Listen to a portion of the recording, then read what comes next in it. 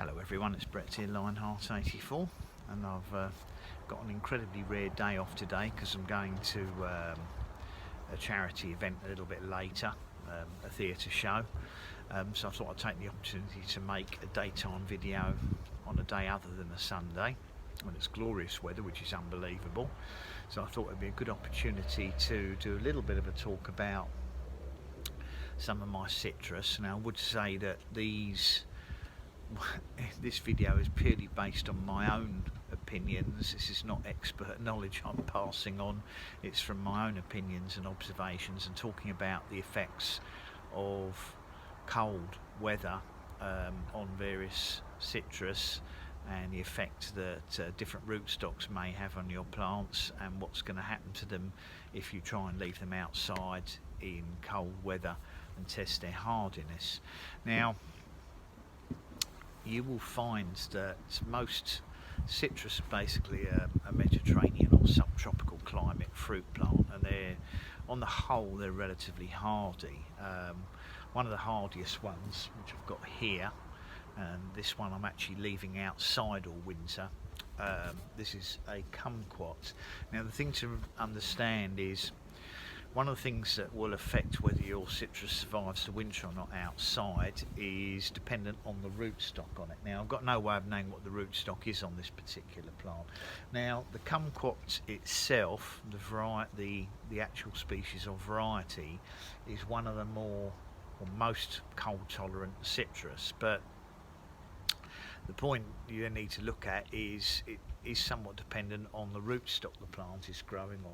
If this was growing on something like a Poncirus trifoliata, the rootstock is likely to be very hardy, probably down to -9 or -10, and I'm going to show you a Poncirus plant in a minute and talk about why they're hardier than a lot of other citrus. But if this was a Poncirus rootstock, then the rootstock itself would be hardy down to -10 or -12, probably without major problems, as long as it's kept in reasonably healthy condition, which means that the grafted variety, the scion if you like, would actually be less hardy than the rootstock. So you could have a rootstock that survives extreme cold, -10, -12, but the top part of the plant might die off.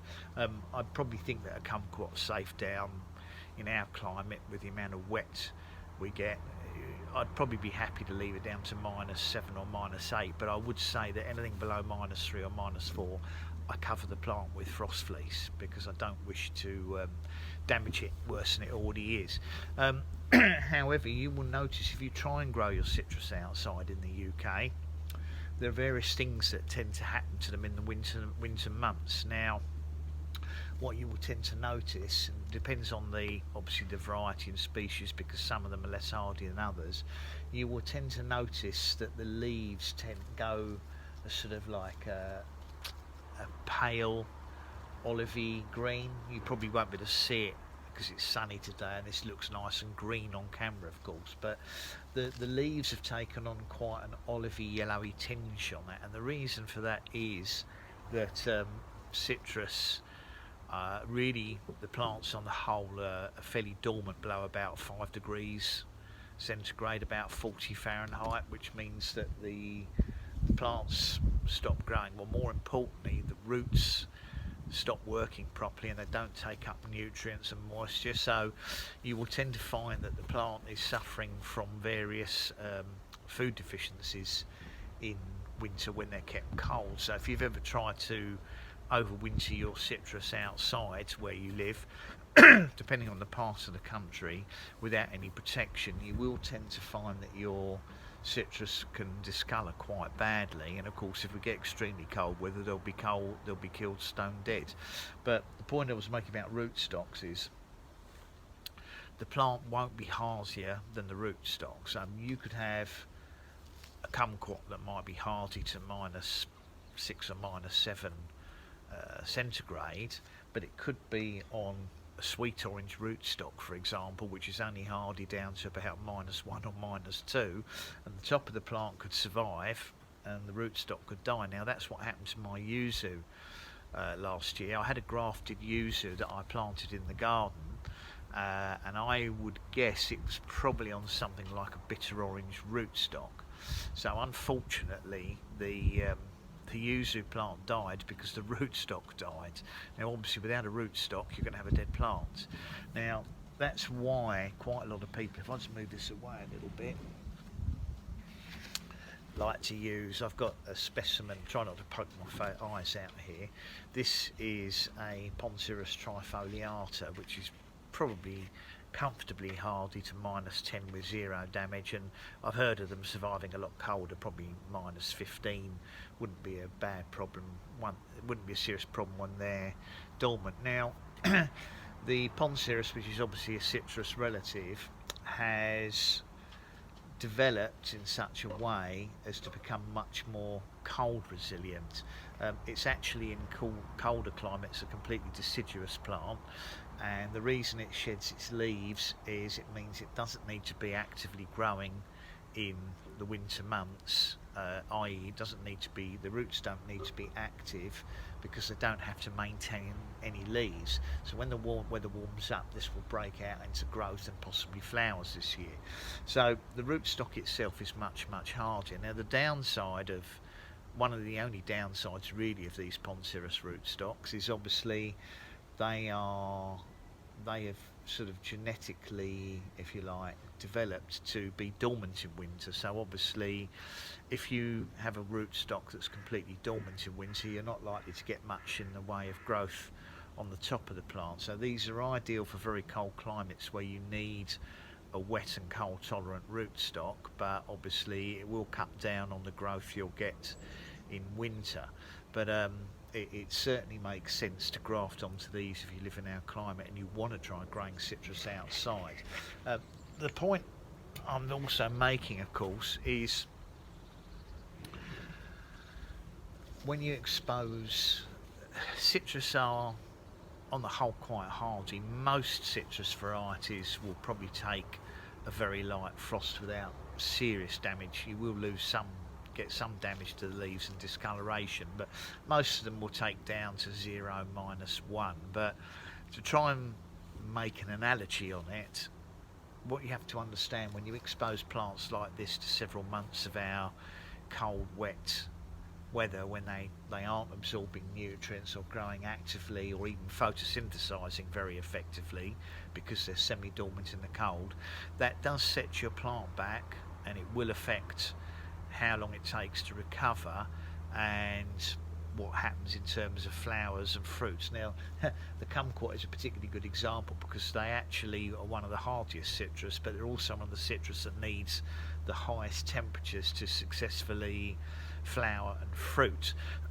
So ideally, the reason I've got this outside is partially as an experiment, but partially because I didn't have space to squeeze it into my summer house. But the problem with having it outside like this is because it's exposed to several months of cool, wet weather, it's less likely to flower in the summer unless we get obviously a freak sun with very hot temperatures, because these are triggered by heat. And really, if you want your kumquats to reflower and refruit, you would be better off to have them in a greenhouse or conservatory over the summer months, and over the winter months, and even into early summer. It would do them a lot of good to have to be in a conservatory or greenhouse, because the extra heat will probably trigger their flowering and possibly fruiting.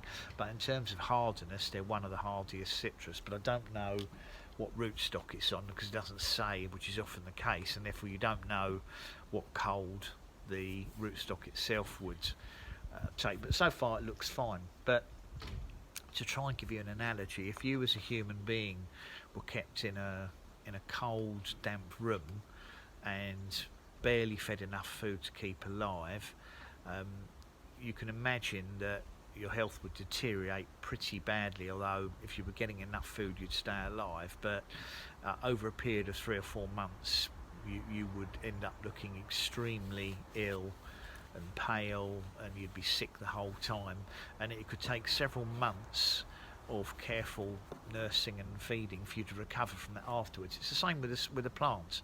You might think, oh, well, it's only a plant, and as soon as it warms up they recover straight away, but if you cause a plant damage over several months of inappropriate conditions, excuse me, it will take that plant much longer in the late spring and early summer to regenerate and green up and recover, and for the roots to become active and then flower and fruit. So just bear in mind that while you can get your citrus to survive outside in winter with light protection, just keeping the frost off them, the downside of that is, although you will have a plant that's still growing, it may take it a long time to actually flower and fruit, if at all.